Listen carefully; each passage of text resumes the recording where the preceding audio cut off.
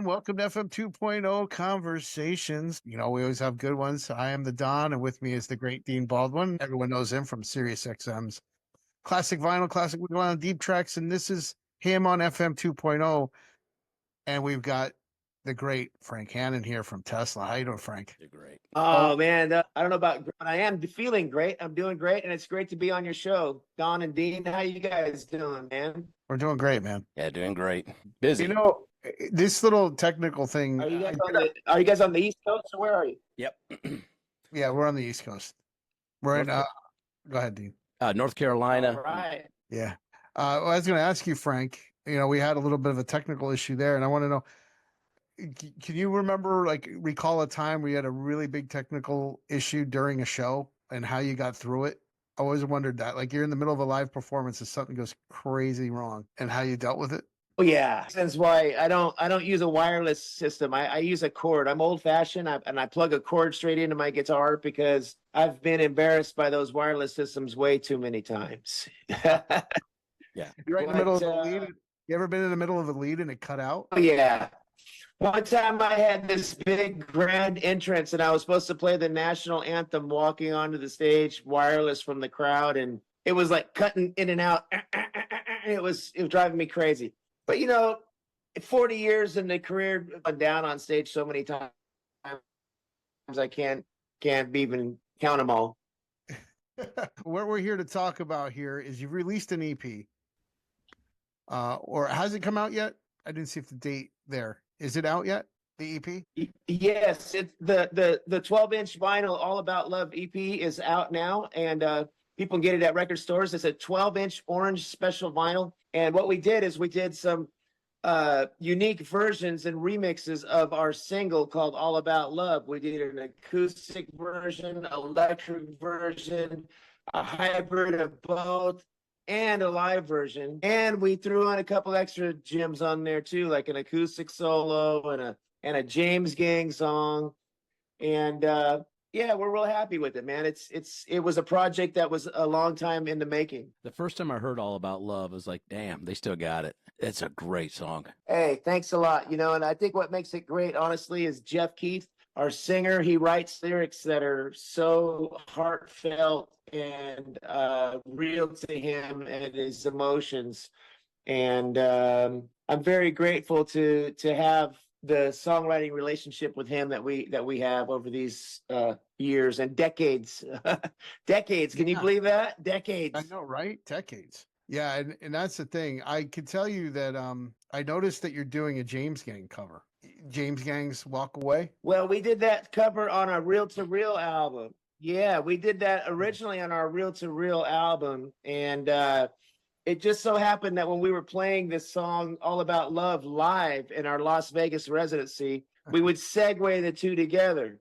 And when it came time to mixing this live version of the song, we couldn't leave one without the other. They just seemed to mesh together so perfectly. You know, bringing up acoustic, I want to go back to the Five Man Acoustical Jam, that album you did that was all acoustic back then. And how, just remember how much, because when you came onto the scene, right, Mechanical Resonance was an album I did not stop listening to. It was pure rock and roll. Then you go out and you do a whole acoustic set of songs. And that was just as impactful as electric guitars. And it's a testament to you all that you're able to, whether it's acoustic or electric, to bring the same emotion and power. You don't even need to plug it in, and it hits you just as hard. Well, thank you, man. You know, we kind of learned early on that it all just comes from your heart and playing, and not relying on too many gimmicks or too much distortion, you know. But the other thing that was fun about that 5 Man Acoustical Jam era is that we covered some pretty cool songs. I mean, Signs was a great song, yeah. You know. We did Stuck in Lodi by Creedence Clearwater Revival. I mean, you can't go wrong when you're covering Creedence, you know. So yeah. we learned a lot on what was important is the strength of the songs and keeping it real. And, you know, also on that particular 5 Man Acoustic Jam live album, the audience was rabid. I mean, we have the room mics really loud on that mix because our fans are just so supportive and the audience plays a major role in what we do. Yeah, you had once talked about being a big fan of Peter Frampton, and I think it was "All I Want to Be," the acoustic version. So you've got a very strong appreciation for the power of an acoustic. Yes, sir. Yeah, the acoustic guitar is a big part of what I personally do and what I bring to Tesla.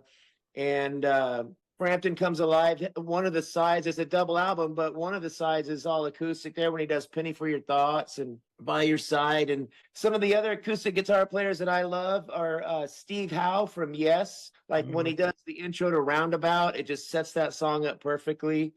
Heart was a big one for me.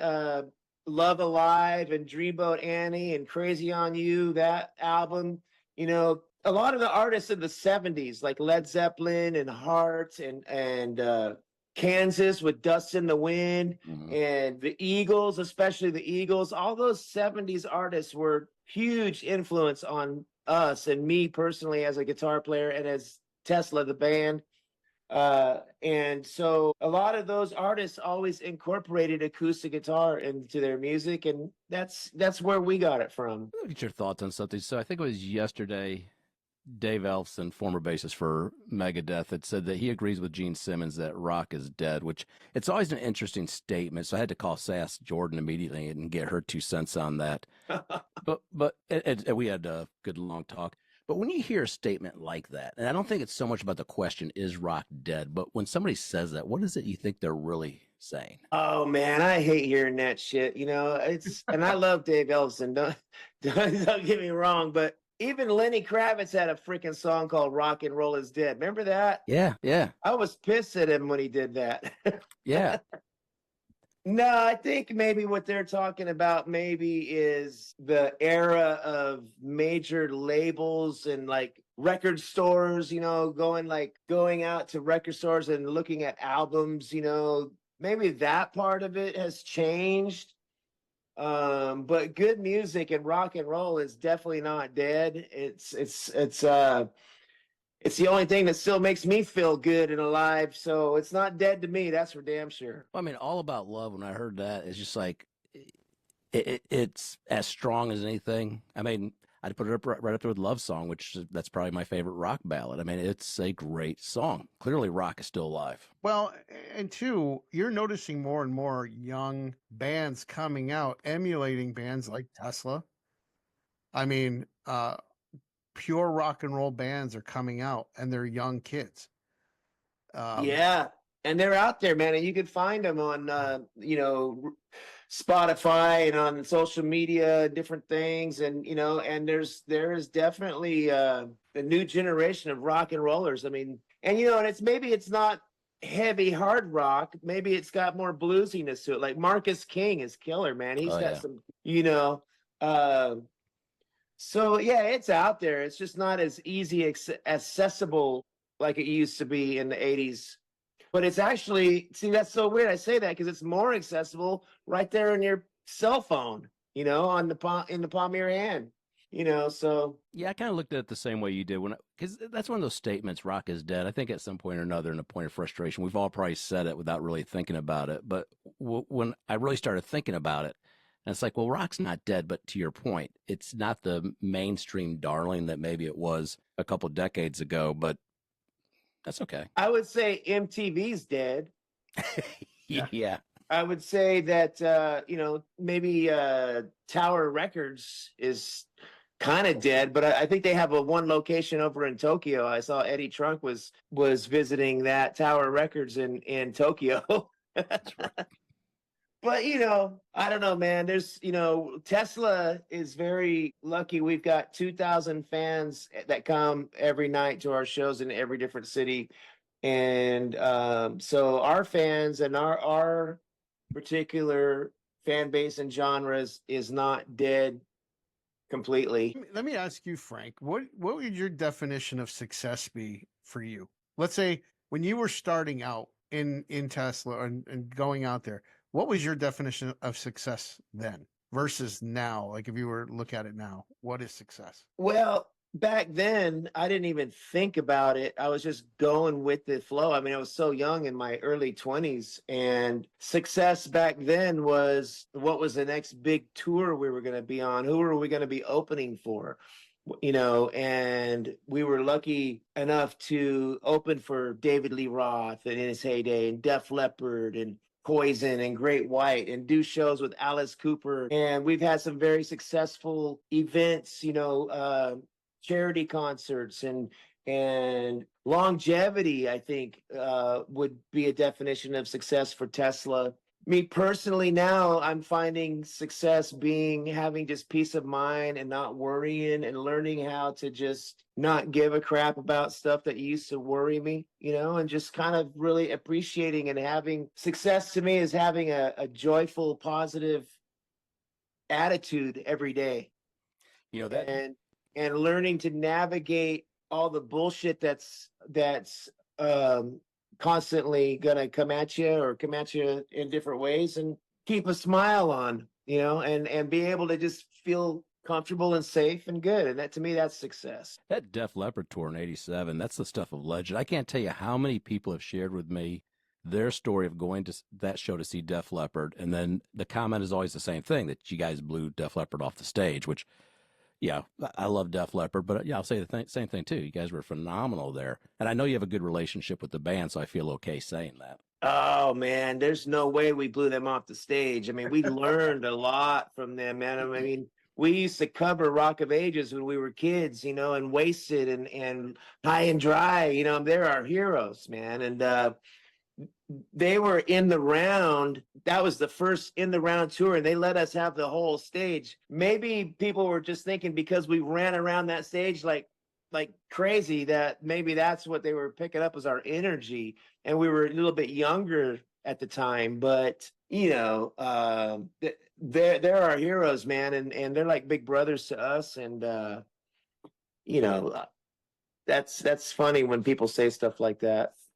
The band's definitely built an incredibly loyal fan base, massively loyal. What do you Who, attribute Def that to? Leppard? No, Tesla. Oh yeah, yeah. Our fans are very loyal, man, and they hang on to all the lyrics, and the lyrics that Jeff wrote, and the songs that we put together. The fans really cherish those as you know, hopeful things that help them get through stuff. I've had people tell me, "Man, your song got me through a hard time," and thank you. People thanking me for that, and there's a definition of success right there. When I know that I touched somebody with a song and it helped them, you know, that's definitely immeasurable success right there. You know what I love about all the things you said, Frank, is not once did you say, "Oh, it was about all the money or popularity or anything like that." None of you were always about the interactions, the playing live, playing with one of the bands that you love, like Def Leppard, getting out there, like having that youthful energy is what you cared about. You didn't care about those other things as much. Oh, well, yeah, I didn't think about that, but yeah. Yeah, you know, we never really made a ton of money. I mean, we were never an overnight success. We've always worked, and we have a strong work ethic, and we've earned everything, and we make enough money to be able to be independent now, and have a roof over our heads, and pay the bills. And you know, that's all you really need. I mean, you know, yeah, I didn't think of that, but I guess No, you're right.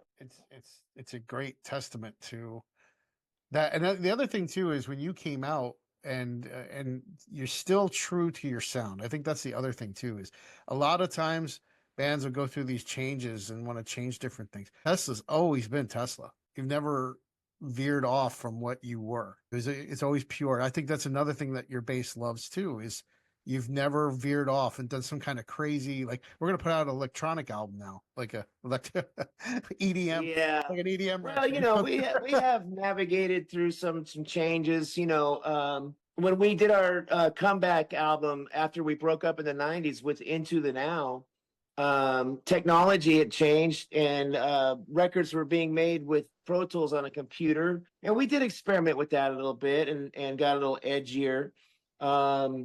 We did a collaboration with Phil Collin that had a little bit of a different sound and stuff, but we always had the one constant thing, which is the songs. No matter what albums we do, the theme of the songs and the lyrics and the melodies and the style of that remains constant. Yeah. Hey, for what it's worth, Yeah. I know Brian had once shared with us that Shock, some of your hardcore fans, they weren't picking up on a little bit of a change there. For what it's worth, I love Shock. I thought it was great. All right. Yeah, it's where we were at that time, and it was a collaboration. We've dabbled in things, and it's funny you say that we never changed our sound, but honestly, it's like Spinal Tap says, changing our style is our style. I mean, we do have an acoustic side. We have a metal side to us. We have more of a bluesy Southern rock kind of sound to us. But the constant theme of Jeff Keith's style of his singing and lyrics is what remains constant, I think. Now, for me, on the other hand, as a solo artist, I go all over the place. I have a jazz odyssey song called Octopus that's way out in outer space. So if you want to go on some different kind of trips, you can check out my solo stuff. We're gonna do that. Yeah, Octopus, you said? Octopus is one of them, and then I have a folk album called Gypsy Highway. Oh, that's more along like a country album. So I've got all kinds of different stuff. See, that's it too. Like, well, if you ever looked at any playlists I had, one if you just put it on shuffle, 1 minute there'd be a Broadway musical, and the next thing would be some kind of Meshuggah or something. Yeah. Well, it sounds like we're very much alike. I go between listening to some Vivaldi classical music to listen to some of my guilty pleasures is like Casey and the Sunshine Band. I love Casey and the Sunshine Band. Dean, yours is Careless Whisper, right? And then absolutely, yes. And when we got to talk to Michael Garbutt recently, and he shared some stories about work with Michael, or George Michaels, that was a big. Wow, that's really cool. Yeah. One of my latest things that I've really been into is Kaja Gugu. Do you remember that band? Yes. Too Shy, yeah. Yeah, man, that bass playing is killer. I'm a closet bass player. I love bass. Well, it's funny. I had read an article where Billy Gibbons said that as the lead up to Eliminator, he was listening to a lot of orchestral maneuvers in the dark. Oh, yeah. Who does that? Well, what's their big song? If You Go, or If You Leave. Oh, yeah. So you think about Eliminator. Billy Gibbons or ZZ Top was listening to OMD? Yes, he said he was listening to a lot of OMD as like the album before Eliminator and right up to Eliminator because they were doing all that experimentation. Some new wave influence. Yeah. Looking for.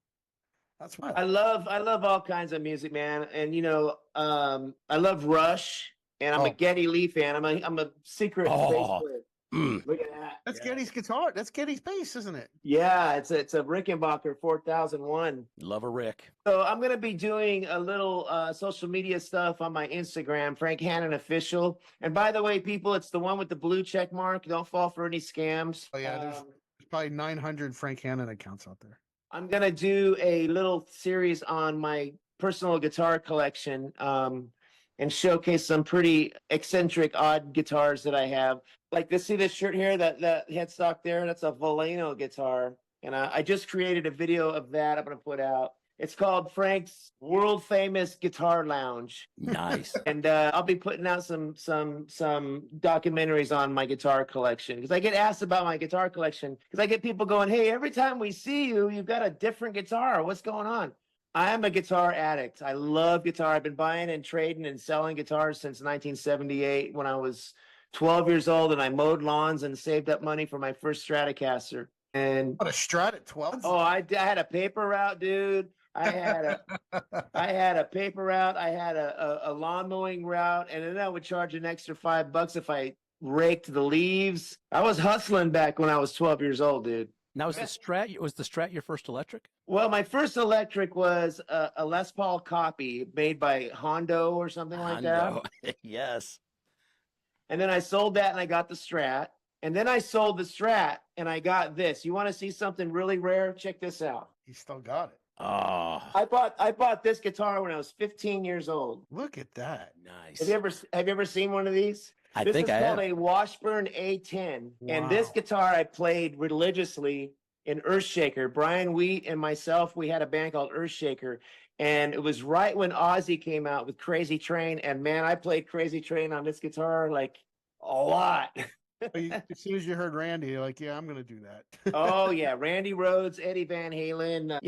1980, 1982 era of guitar was so fun, and music was so great. And but I saved up my money, sold my Strat, and bought this Washburn. And I'm gonna do a little docu-series on this guitar. So when does that start? When did your docuseries start? I'm gonna do it on my Instagram page. Nothing major, but it's gonna start probably this weekend. I might put something out. It's just gonna gradually be once a week over the holidays. And then when Tesla goes back on the road again, I'll be back out with Tesla. And all my guitars that I use with Tesla are out there in the truck. They wait for me out there because we leave all of our stuff in a semi truck that meets us on the road. So, like, for example, Tesla's going to fly into Tampa, Florida here in January. Where I am. And our truck will be there. And then we'll go meet up with Def Leppard in Immokalee. We got a show with them January 11th. Nice. And all of our Tesla gear and guitars that's out there will be there. That's awesome. That is But awesome. at home, I've got the oddball, crazy old stuff that I've had forever. Can you tell a story of one of those guitars and the funny way you acquired it? You have a funny acquired the guitar story. Dean's got an interesting one, right, Dean, about the wrong year number. The guy sold it to you. Yeah. Got to hear Yeah. this. Yeah, the Rick 620 behind me, the guy that sold it had it listed as an 89. So I sent the little Rickenbacker headstock to Rick because it was broken, had to get a new one. So you have to send them the serial number to prove that you got it. And they came back and said it's a 69. I went, no, it's an 89. They're like, no, it's a 69. It's the difference between a 1 and an I. Oh, Yeah. Interesting. 69 Rick behind you. Is that it? Yeah. I see it's behind your hat there. Yeah, that's Yeah. that's like a Tom Petty or a John Lennon model. It's just like the one on the Tom Petty, the album, except it's a 6, not a 12. Nice. 12 string. Well, let's see. I recently just got this guitar, and the best way to acquire a guitar is when it's a gift. And Steve Clark from Def Leppard gave me a guitar Oh man. on the no. tour. It was a red Wow. SG, and it got stolen, man, and that broke my heart. But that feeling of when he gave me that guitar just felt special. But this guitar was recently given to me by my cousin. Oh, It's a black Gibson Dove, and I have a Love Dove signature Gibson model, but this one is black. And how much more black does it get? Yeah. None blacker. And it's very special to me because my cousin Mike gave it to me, and he and I started playing music together. In fact, I probably, play guitar because of him. He and I played guitar at 10 years old in the 6th grade talent contest. And he didn't push the lawnmowers, though. He went to work for Campbell Soup, and I kept pushing the lawnmower and ended up, making it in a rock and roll band. But we're still very close, Mike. And just the other day for Christmas, he goes, "Hey, I've got something for you." And he gave me this beautiful Gibson Dove that's acoustic. nice. So there you go. There's your how do you get a guitar story. Well, the Stephen Clark story, that's amazing. I mean, Yeah, watching him play live was something else. he was very had so much stage presence and very convicted in his style. He was awesome. Big influence. Yeah, well, that's incredible. Well, everyone go check it out. Like I said, the EP, that wonderful EP, is available right now, and you got to go get it. And the vinyl is gorgeous. Dean just did a whole post on, you just got Rat, the 40-year anniversary out of the Dean? Yeah, just something special about vinyl. I mean, I've listened to the Out of the Cellar. I've continued to listen to it over the last few decades. But you put it on vinyl. It's probably the first time in 30 years I've listened to it in an analog format. There's just something special about it. Man, I was 13 again. There really is, man. Something special about putting that disc on there, and then when you pop that needle on there, and that sound is, it's a magical feeling. That And the disc. it's cool. Your vinyl record is beautiful. It goes right with the whole Autobot love. It's an orange looking record, and everybody just needs to go get it. I'm going to get it. Yes. Hey, yeah, thanks, man. Yeah, we put a lot of heart into making it. There's a song on there called "From the Heart" that's an instrumental piece that I did acoustically, and the orange vinyl and the artwork. I worked on that myself with my friend Dwayne, who does graphics, and he and I worked on that together. And That's awesome. it's fun now that where Tesla is at nowadays is we're so independent artistically and creatively and business wise. You know, we can pretty much do what we want to do, and that's very rewarding. There's another definition of success in any business, and music business is when you can creatively get to a point to where you can creatively call your own shots, and that's pretty much what we do now. Yes. Tesla calls the shots. That's your next album title, calling the shots. All right, I like it. I still like Bust a Nut myself. I think that's one of the greatest album titles ever. Yeah. All right, man. Well, we appreciate it. Have a great night, man. Thanks for having me on your show, guys. Take care. Thank you so much. Ciao. All right.